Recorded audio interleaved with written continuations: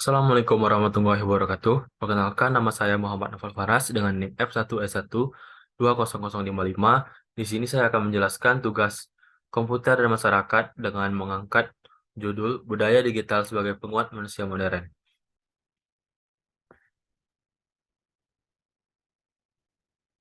Budaya digital atau digital culture adalah sebuah konsep yang menggambarkan gagasan bahwa teknologi dan internet secara signifikan membentuk cara kita berinteraksi, berperilaku, berpikir, dan berkomunikasi sebagai manusia dalam lingkungan masyarakat.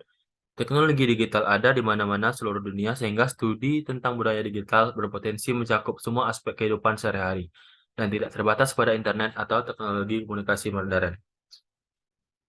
COVID-19 merupakan salah satu faktor yang mendukung terjadinya fenomena budaya digital.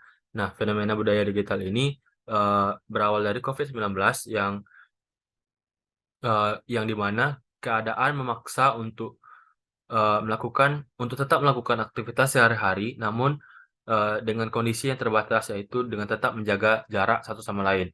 Oleh karena itu, dengan adanya hambatan berupa pandemi COVID-19, semua kegiatan yang awalnya dilakukan secara tatap muka secara langsung, kemudian dialihkan untuk dilakukan secara online.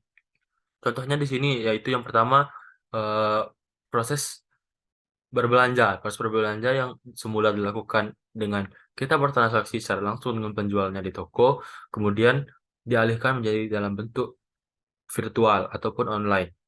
Kemudian pembelajaran di kelas juga yang semulanya dilakukan secara tatap muka, secara langsung antara eh, siswa siswi dengan guru ataupun dosennya, kemudian dialihkan menjadi dalam bentuk online yang bisa saja dalam bentuk pembelajaran yang berupa Zoom ataupun dalam media pembelajaran lainnya yang berbasis online.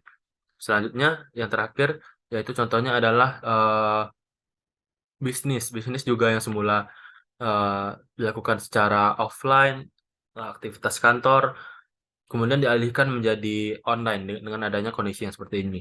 Eh, dengan dialihkannya semua aktivitas yang berbasis eh, semua aktivitas yang berbentuk offline dengan adanya COVID-19 ini mendorong perubahan budaya yang semulanya dilakukan secara langsung eh, berubah menjadi budaya yang dilakukan secara digital. Selanjutnya, media sosial sebagai budaya baru berkomunikasi.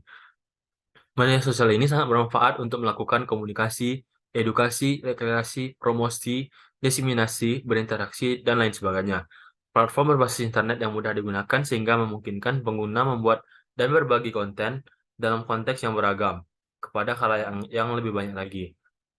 Dan terlebih lagi, semenjak COVID-19 ini, penggunaan sosial media peningkatannya sangat signifikan, eh, yang mana memang sangat dibutuhkan sosial media ini untuk tetap terhubung dengan pekerjaan, terhubung dengan bisnis, dan lain sebagainya. Hal ini juga menjadi salah satu penunjang terjadinya fenomena transformasi budaya digital. Contoh lain dari budaya digital, yaitu adalah search engine. Dengan mesin pencarian ini, kita bisa mencari apapun yang kita inginkan hanya dengan eh, mengetik di pencariannya apa yang ingin kita cari. Dengan begitu, apa yang ingin kita cari dengan mudahnya ditampilkan berdasarkan keyword yang kita masukkan. Tidak hanya itu, transformasi budaya digital juga mempengaruhi eh, sistem perbelanjaan ataupun sistem pembayaran. Di sini contohnya itu dompet digital.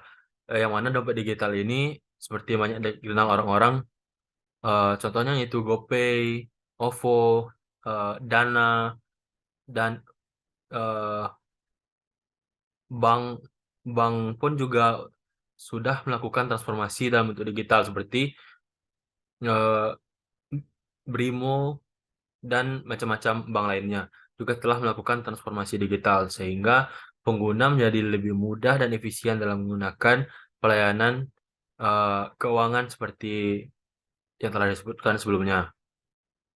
Nah, dan untuk penggunaannya juga terbilang cukup mudah karena yang dibutuhkan hanyalah registrasi, kemudian memasukkan segala hal yang diperlukan untuk registrasi, dan setelah proses registrasi selesai, kita dapat melakukan top up, transfer, dan lain sebagainya dengan akun dompet digital yang telah kita miliki.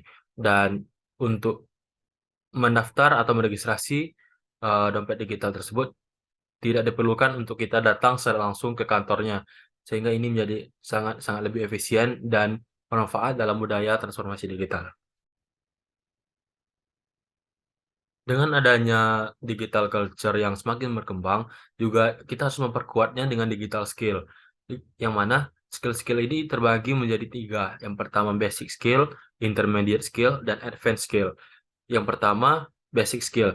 Kita itu harus menyeimbangkan skill digital kita dengan perkembangan budaya yang dengan perkembangan budaya digital yang sedang uh, berkembang dengan begitu pesat. Setidaknya kita harus menguasai hingga tahapan basic skill. Contohnya yaitu email. Kita harus bisa mengelola email kita sendiri, harus bisa menjaga keprivasiannya. Seperti yang tertera di sana juga terdapat managing privacy setting, yang mana kita juga harus menjaga dan bisa mengatur eh, hal-hal privasi yang ada di dalam kebutuhan-kebutuhan digital kita. Yang lainnya seperti eh, di bagian intermediate skill kita juga bisa mengembangkan skill kita di bidang digital, digital marketing, digital graphic design, dan lain sebagainya untuk bisa bersaing dengan era yang memang sedang gencar-gencarnya pembaruan dan menyesuaikan dengan budaya digital. Mungkin itu saja yang dapat saya sampaikan. Mohon maaf apabila terdapat kesalahan. Wabillahi taufiq wa hidayah. Wassalamualaikum warahmatullahi wabarakatuh.